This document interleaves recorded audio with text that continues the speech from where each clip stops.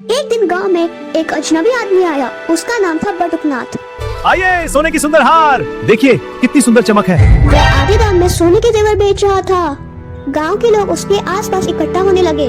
उसी समय गांव की समझदार औरत चंदा आगे आई। उसने पूछा कि आखिर वह इतनी सस्ती कीमत पर जेवर क्यों बेच रहा है। तब सुनार ने कहा, बाढ़ में मेरा पूरा परिवार बह गया, अब मेरे आगे पीछे कोई नहीं है। मैं अपने दुकान का सारा सोना आधे दाम पे बेचना चाहता हूँ, जिससे हर किसी के सोना पहनने का सपना सच हो सके, और मैं अपनी कमाई दान कर दूंगा।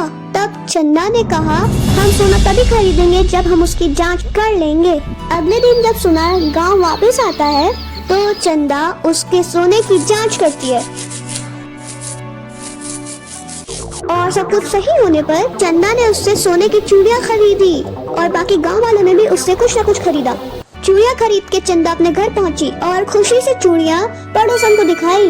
जेवर खरीदने के लिए अगले दिन चंदा ने अपनी पड़ोसन को साथ चलने को कहा, पर पड़ोसन ने कोई बहाना कर जाने से मना कर दिया। अगले दिन एक गांव वाले ने अपनी बेटी की शादी के लिए उधार के गहने मांगे, पर बटुकनाथ ने झल्ला के मना कर दिया।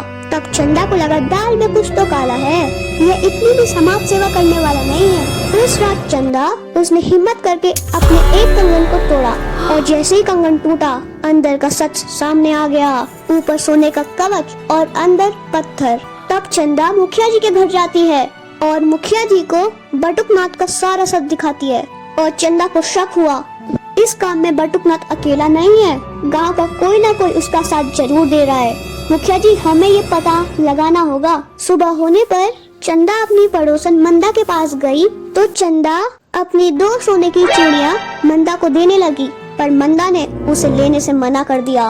तब चंदा को उस पर शक हुआ कि ये तो कोई फ्री की चीज छोड़ती नहीं है, आज कैसे।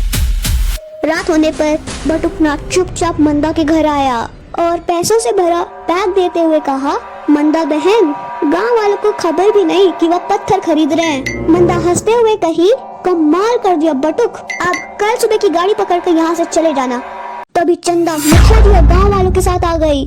मुखिया जी बोले, कहीं जाने की जल्दी है क्या बटुकनाथ? मुझे तुम पर पहले दिन से ही शक था, हम तुम दोनों को रंगे हाथों पकड़ना चाहते थे। चंदा बहन, दिखाओ इनका खरा सोना। गांव वालों ने पकड़कर उन्हें पुलिस के हवाले कर दिया और सभी ने चंदा की समझदारी की तारीफ की और सब एक बड़े धोखे से बच गए। देखा दोस्तों, लालच का नतीजा, जेल हुई उन्हें। अगर आपको स्टोरी पसंद आई तो please like, share and subscribe कीजिएगा।